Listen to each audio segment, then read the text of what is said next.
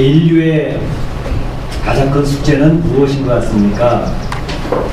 인류가 극복하지 못하는 문제, 그것은 죽음 아닙니까? 그래서 죽음 앞에서는 모든 사람들이 두 손을 들고 항복하고 굴복을 합니다. 사망은 이처럼 인류 앞에 무시무시한 존재였습니다. 그런데 그 사망 권세를 무너뜨리고 사망시키신 분이 계셨으니 곧 예수 그리스도이십니다. 할렐루야. 아멘. 할렐루야. 아멘. 바로 이 사망을 물리치시고 사망시키시고 부활하신 그 부활의 주님을 우리가 오늘 찬양하고 경배하기 위해서 이 자리에 모인 것입니다. 이러한 귀한 은혜와 특권을 누리게 된 게 얼마나 감사한지 알 수가 없습니다. 우리 기독교의 핵심은 십자가의 예수님의 죽으심과 3일 만에 부활하신 두 가지가 기본입니다. 만약에 예수님께서 십자가에 죽으시만 했고 부활하시지 못했다면 어떻게 될까요? 그저 고귀한 정신을 가진 한 청년이 자신의 희생적인 죽음을 통해서 모범적인 삶을 살다 죽었다. 그는 멋진 선인이었다. 이렇게 기록되는 것으로 끝났을 것입니다. 그런데 주님께서는 다시 부활하시는 이 놀라운 역사를 통해서 단지 훌륭한 성인 청년으로 끝나는 게 아니라 과연 하나님의 구속의 계획이 하나님의 선한 뜻이 이루어졌다고 하는 사실을 선포하게 되어진 것입니다. 예수님의 십자가의 죽으심으로 말미암아 그 죄 아래서 신음받은 모든 사람들의 죄의 근본을 주님의 십자가에서 처리해 주셨고 우리의 죄를 처리한 것뿐만 아니라 또한 다시 부활하심으로 말미암아 이제는 생명의 승리가 있다고 하는 사실을 선포하시는 놀라운 진리를 선포하시게 된 것이죠. 그래서 기독교가 기독교다울 수 있는 생명의 종교가 되을 수 있었던 것입니다. 우리가 신앙생활하는데 바로 신앙의 가장 중요한 것은 부활 신앙을 갖는 것입니다. 부활의 확신을 갖고 있는 것입니다. 근데 신앙생활을 하면서도 우리가 부활에 대한 확신이 없는 채 신앙생활하게 될 때가 종종 있는 것을 보게 됩니다. 여러분 어떠십니까? 내가 신앙생활하는데 나는 부활에 확신이 있습니다. 주님이 부활하셨다는 사실도 저는 확실히 믿고요. 또한 내가도 부활한다고 하는 사실을 저는 확신합니다. 라고 하는 그런 신앙을 가지고 생활하고 계시는 거죠. 근데 개인적으로 이렇게 여쭤보면 어떤 분은 목사님 분명히 있습니다 라고 자신 있게 대답하시는 분도 계시는가 하면 어떤 분들은 쭈삣쭈삣 글쎄요 아직은 잘 모르겠어요 그러시는 분들도 적지 않게 있으시더라고요. 근데 오늘 성경 본문에 보게 되면 바로 그런 분이 나오는 거죠. 신앙생활은 아주 잘하는 분들이었는데 정작 부활신앙은 없었던 분들 오늘 본문에 소개가 되고 있습니다. 두 사람이 나오게 되는데 한 사람은 이름이 나와 있어요. 또 한 사람은 이름을 모릅니다. 예수님의 제자라고 되어 있습니다. 한 사람의 이름은 글로바라고 하는 분입니다. 이 글로바라고 하는 분은 이 신앙생활을 아주 잘했던 그런 가정인 것 같아요. 그의 아내도 신앙생활을 잘했던 것 같아요. 요한복음 10장 25절에 보게 되면 글로바의 아내가 예수님이 십자가에 돌아가시는 그 현장에 가 있었던 것을 설명하고 있습니다.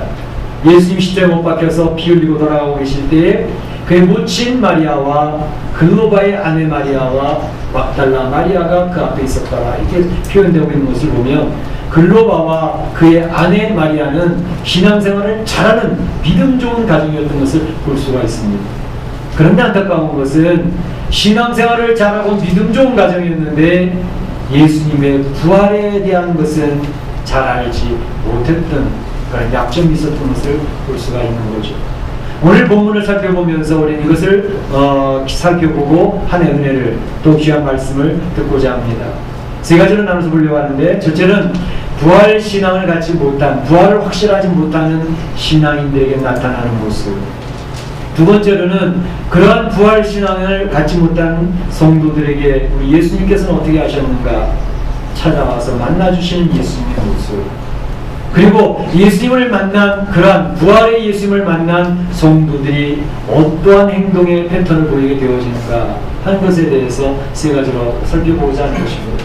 먼저는 부활에 대한 내용을 잘 모르고 신앙생활했던 사람들의 모습이 어땠는가 하는 것입니다. 오늘 본문에 보게 되면 이 글로바라고 하는 사람과 또 다른 사람 두 제자가 엠마오로 돌아가다가 그 두 사람은 슬픈 빛을 띠고 머물러 섰더라 이렇게 얘기하고 있습니다. 그러니까 부활 신앙생활을 열심히 잘하는 예수님의 제자라고 말할 수 있는 사람들이었는데 그들은 지금 예수 그리스도의 십자가의 죽으심에 대한 내용을 보고 그리고 부활에 대한 확신이 없이 돌아가는데 그 마음에 슬픔이 가득했었다는 것입니다. 부활에 대한 소망이 없이 살아가는 신앙인들에게는 마음에 슬픔이 있습니다. 때로는 낙심이 찾아옵니다. 실망이 있습니다. 신앙생활하다가 좌절하는 게 자주 있습니다. 이것은 오늘 본문에 나와 있는 글로바와 그 친구뿐만 아니라 예수님의 12 제자들, 특별히 수제자라고 하는 베드로도 역시 그러하지 않았습니까? 예수님이 십자가에 못 박혔을 때에 그 베드로를 비롯한 12 제자는 어떻게 했죠? 나는 물고기 잡으러 가겠노라 하고 떠나버리고 그 12 제자들이 산산이 흩어지는 그런 결과를 우리는 잘 알고 있습니다. 부활에 대한 소망이 없는 신앙생활은 이처럼 맥이 빠집니다. 힘이 없습니다. 소망이 없습니다. 그렇기 때문에 그들에게는 기쁨이 없고 슬픔과 낭만과 좌절 속에서 굉장히 힘들어하는 그런 삶을 살아가고 있는 것을 볼 수가 있죠. 부활의 신앙이 없으니까 예수님이 찾아오셔서 그들을 만나주고 계시는데 예수님 옆에 서 계시는데도 예수님인 줄 모릅니다. 한 걸음 더 나아가서 예수님의 말을 시켜서 예수님과 대화를 하고 있는데도 불구하고 예수님이신 줄을 모릅니다. 여러분 이해가 됩니까? 아니 예수님 옆에 계시다면서요. 예수님과 지금 대화를 하고 계시다면서요. 근데 어떻게 예수님인 줄 모르죠? 이해할 수가 없는 내용이잖아요. 그런데 오늘 성경에서는 그 이유를 밝히고 있는데 그들의 눈이 가려져 있었기 때문이었다. 저들의 눈이 가려져 있었기 때문에 영의 눈이 열리지 않았기 때문에 예수님 옆에 계신데도 알지도 못하고 예수님께서 대화를 하고 예수님과 이야기를 하고 있으면서도 그 예수님을 알아채지 못했다라고 하는 사실입니다. 영의 눈이 닫혀 있으며 주님이 가까이 오셔서 우리에게 이야기를 시켜도 모르고 있습니다.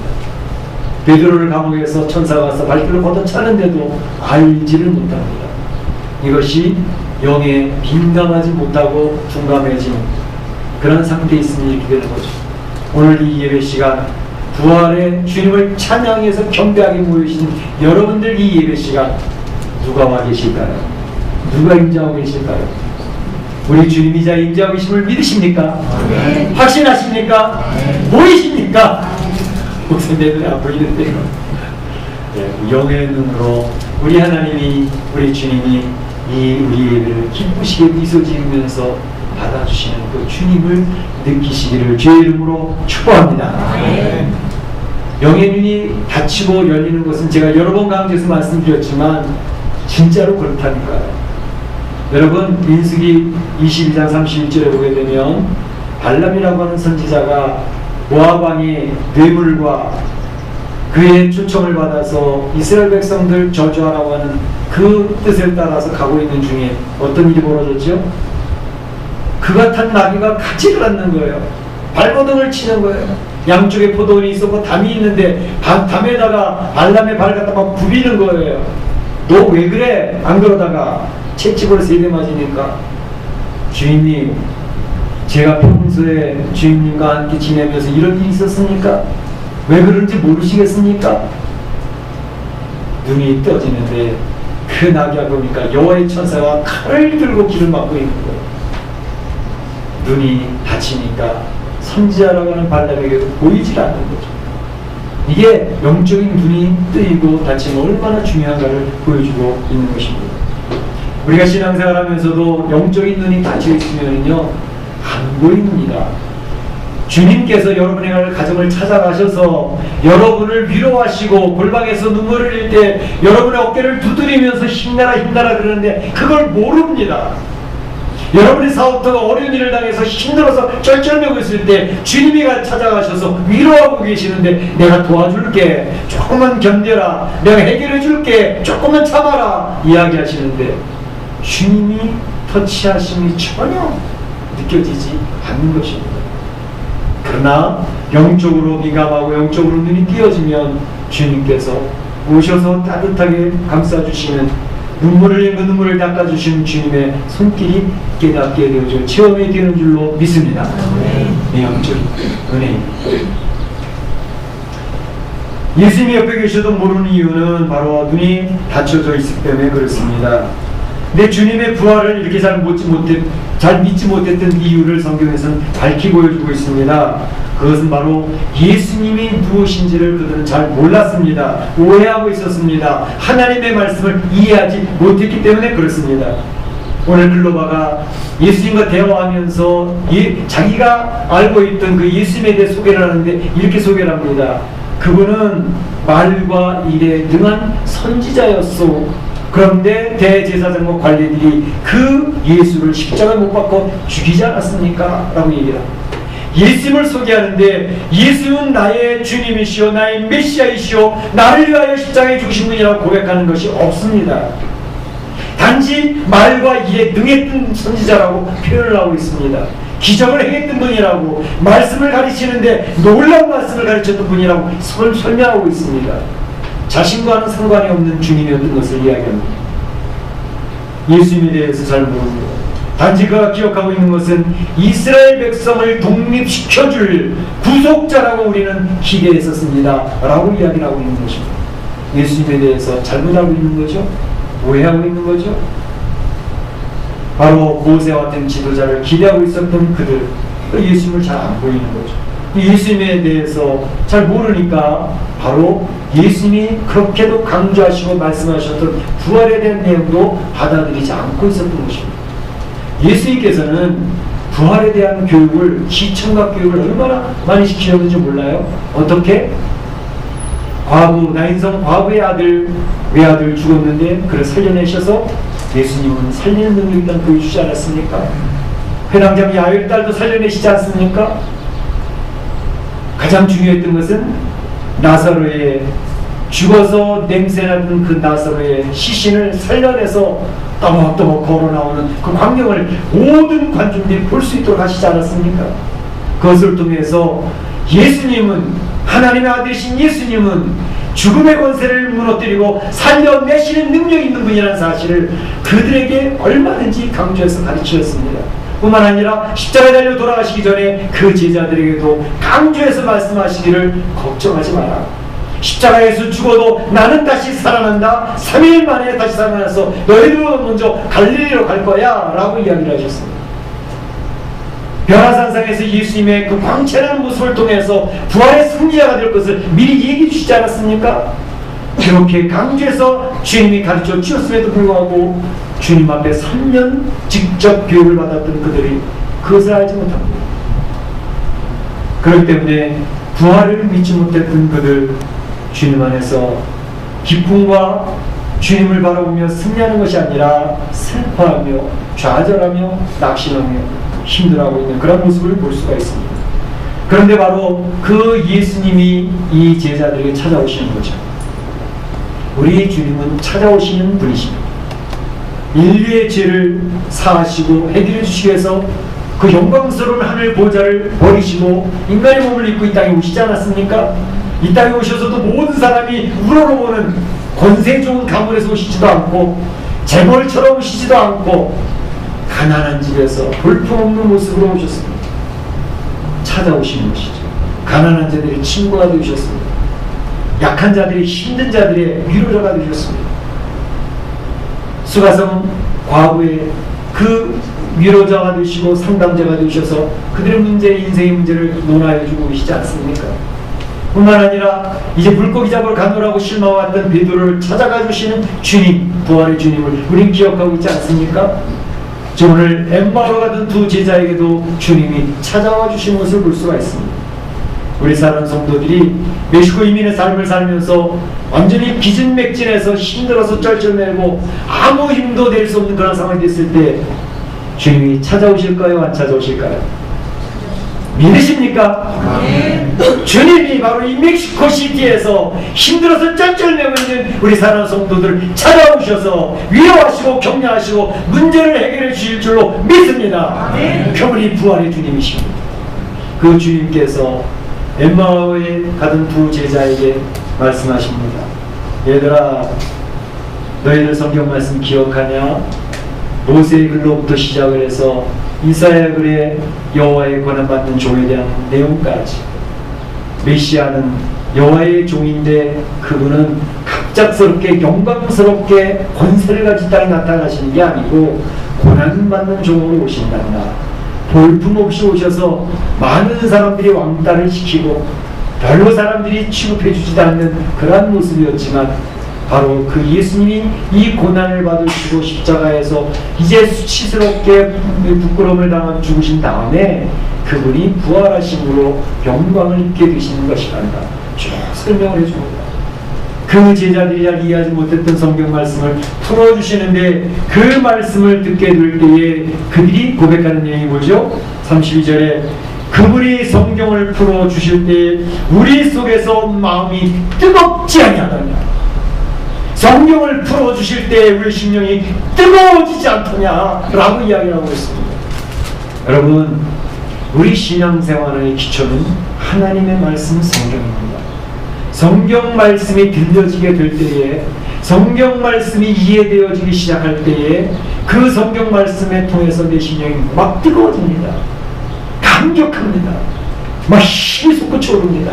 그것이 성경 말씀의 놀라운 능력입니다. 말씀 자체가 능력이 있습니다. 여러분, 사는 성도들이 믿음 생활하기를 원하시는데 성경 말씀을 모르시면 안 됩니다. 믿음은 들음에서 나며 무엇을 들어요? 하나님의 말씀, 성경 말씀을 듣고 그 말씀의 깊이에 들어가고 그 말씀이 이해되어지게 될 때에 우리의 가치관이 변합니다. 내 심령이 뜨거워집니다. 하늘나라에 대해 소망이 커집니다. 부활하신 주님이 확실히 내 앞에 나타남을 경험하게 됩니다. 성경 말씀의 역사입니다. 그 성경 말씀을 풀어주시는 분은 성령님이십니다. 지금 이 시간에도 여러분들이 같이 예배드리고 있지만 성령님이 지금 이 시간에 얼마나 부지런히 역사하고 계시는지 몰라요. 성도들마다 사정이 다 틀립니다. 문제가 다 틀립니다. 해결받아야 될 게 다 틀리는데 오늘 선포되는 말씀 저는 혼자 동일한 말씀을 전하지만 적용시키는 것은 여기 있는 성도들 숫자만큼 다다들 성령님께서 지금 하나님 말씀을 풀어서 먹여 여러분의 성도들 마음을 터치하고 계시는 것입니다. 이 예배는 하나님의 사역입니다. 하나님의 역사하고 계시는 거죠. 그래서 주님의 영광을 받으시고 주의 보혈을 흘러넘치면서 우리 사는 성도들이 힘없게 되는 줄로 믿습니다. 네. 바로 이 말씀을 풀어주실 때에 엠마오로 가던 두 제자가 하나님의 귀한 말씀을 의지하면서 힘없게 됐습니다. 특별히 예수님께서 성만찬을 세우게 될 때에 그 제자들에게 떡을 떼어 나눠주시고 잔을 나눠주시면서 성찬식을 세우셨던 그것처럼 그때 바로 예수님이 떡을 떼어서 그 엠마오로 두 제자 글로바와 그 친구에게 나눠주고 있지 않습니까? 떡을 받아 먹는 순간 그대 눈이 활짝 떠졌습니다. 영의 눈이 활짝 열렸습니다. 아, 이것은 주님께서 바로 그 제자들에게 떡을 떼어 나누셨던 성찬의 예식이었는데 이분이 주님이었구나. 드디어 그들은 예수 그리스도께서 함께하고 계시는 사실을 인정하고 시인하게 되어졌습니다. 그들의 닫혔던 눈이 열리고 그들의 불신앙이 신앙으로 바뀝니다. 그들의 무지가 이제 하나님의 말씀으로 그 마음속에 찾아옴을 느낍니다. 그들이 슬픔에서 벗어납니다. 지치고 힘들었던 낙심의 자리에서 일어납니다. 이제는 기쁨이 솟구칩니다. 이제 희망이 있습니다. 하늘나라에 대한 산소망이 그들의 마음을 지배하기 시작합니다. 아하, 이 세상이 죽음으로 끝나는 것이 아니구나. 이 세상이 끝나면 우리도 부활에 대해 참아야하구나. 우리 사랑하는 성도 여러분, 신앙생활의 가장 중요한 핵심이 뭡니까? 이 세상의 성도들이 가장 무서워하는 것은 죽음입니다. 나도 결국 죽는다. 7, 80세 되면 대충 다 죽고, 좀 오래 사시는 분은 100세까지 사시는데 120세 못 넘기고 다 죽더라. 나도 죽을 터인데. 죽음 앞에 저항해서 이긴 사람은 한 사람도 없습니다. 그런데 성도는 예수 그리스도의 죽음에서 일어난 사실을 확신하면서, 주님의 부활을 확신하면서, 그 주님의 부활의 놀라운 능력이 우리에게 덧입혀졌다는 사실을 확신하면서 성도들이 더 이상 죽음을 두려워하지 않는 사람들로 변화되어진다는 사실. 신앙생활하면서 우리 LA에는 나이 드신 할머니들이 많아가지고 권사님들 많아서 이야기를 하다 보면, 목사님 저 아직 죽고 싶지 않아요. 난 죽음 무서워요. 그러시는 권사님들 많으셔요. 그런데 신앙이라고 하는 것은 바로 이 죽음의 문제가 해결되는 사람들입니다. 더 이상 죽음의 공포에 빠지지 않습니다. 물론 암병이 걸리면 어때요? 고민하죠. 혼돈스럽죠. 당분간 영적인 싸움이 있어요. 그러나 그 싸움 속에서 속히 일어나서 나를 죽여, 교통사고 나서 내 몸이 망가져서 부서졌어, 걱정할 필요 없어.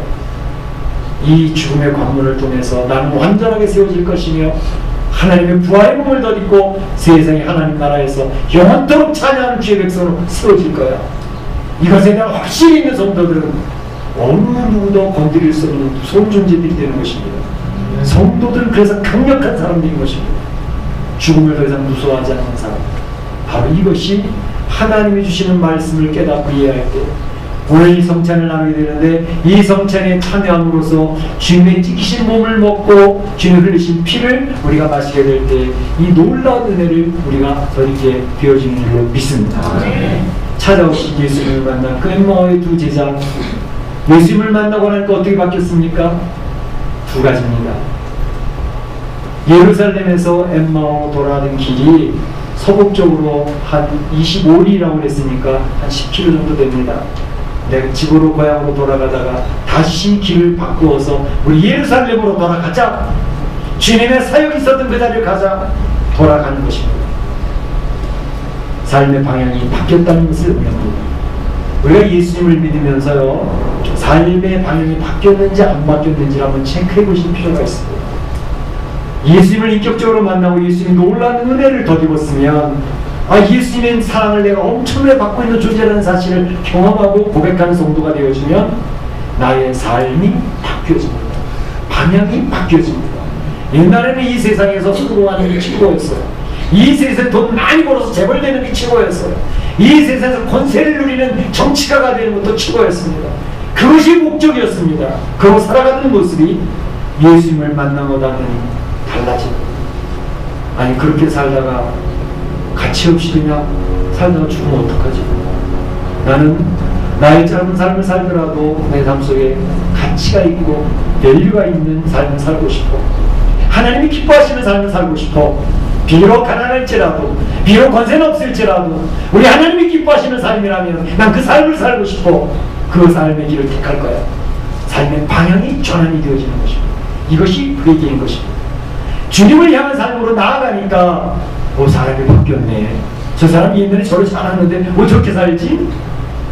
그래서 자기의 삶이 바뀌어진 줄을 알고 다른 사람이 그것을 인정하면서 저 사람이 구원받은 사람이라는 사실이 증명된 것입니다. 바로 엠마오로 가는 두 제자는 가진 삶의 방향이 바뀌어졌습니다. 하나님을 기쁘시하는 삶에 초점을 맞춰 살아가려고 발버둥을 칩니다. 물론 잘 안됩니다. 쓰러집니다. 그래서 나 자신에 대해 실망할 때도 있습니다. 그러나 방향은 분명합니다. 하나님 기뻐하시는 삶의 방향을 향해 나가는 것입니다. 두 번째로는 이 예수님을 만난 그들이 했던 일은 내가 만난 예수님을 이야기하고 싶어하는 것입니다. 예루살렘으로 돌아가서 그들이 했던 일은 뭐냐면 11 제자와 그를 따르는 무리들에게 자기가 만났던 그 예수님을 전하기 시작을 합니다. 길을 갔는데 어떤 분이 찾아서 말을 시키는데 우리 몰랐었다고, 떡을 떼어주시는데 우리 눈이 밝아지는데 보니까 그분이 부활하신 예수님이시더라고. 너무 놀라운 일을 우리 경험했어. 그 예수님을 우리가 이야기하지 않을 수가 없다고. 내가 만난 예수님을 그들에게 전하고 설명하고 있는 모습을 볼 수 있습니다. 신앙생활은 그런 것입니다. 신앙생활할 때에 내가 만난 예수님이 있습니다. 성도들마다 다 개인차에서 다 다릅니다. 만나는 상황이 다릅니다. 완전히 쫄딱 망했다가 다시 이렇게 세우시는 주님을 만난 성도도 있고, 가정이 다 망가졌다가 다시 세워지는 그 속에서 주님을 만나는 성도들도 있고, 자녀들이 말 안 듣는데 그 속에서 발버둥을 치면서 주님 앞에 울부짖다가 주님의 놀라운 위로를 받고 경험하는 성도들도 있습니다. 모양은 다르지만 성도들은 모두가 그 예수님의 역사를 경험한 사람들입니다. 나름 예수님의 역사를 경험하며 그 역사를 주변 친구들에게 이야기하고 싶어 합니다. 너도 예수님 만나봐. 나 예수님 만났다 얼마나 울었는지 몰라. 펑펑 울었다. 난 자살까지 생각을 했었거든. 그런데 예수님 만나고 나니까 이것이 부질없는 일이고 하나님이 기뻐하시는 그런 삶으로 난 살 수 있다는 확신을 갖게 되었어. 제가 만난 예수님을 증거하는 거예요. 이것이 예수님 만난 사람의 삶의 모습입니다. 오늘 엠마오 같은 교제자는 바로 자기가 만난 예수님을 소개하고 있습니다. 오늘 부활주일의 중요한 의미는 거기 있습니다. 예수님을 만나는 것입니다. 그러면 슬픔에서 기쁨으로 우리의 삶이 바뀌어집니다. 낙심에서 좌절에서 우리는 희망과 소망으로 바뀌어집니다. 우리 사랑하는 성도들이 예수님을 만나면 내가 만난 예수님을 이야기하고 싶어하는 증거자가 됩니다. 우리 사랑하는 성도들이 그렇게 되시기를 주님의 이름으로 축원합니다. 축복합니다. 이 시간에 우리의 성찬을 하도록 하겠습니다.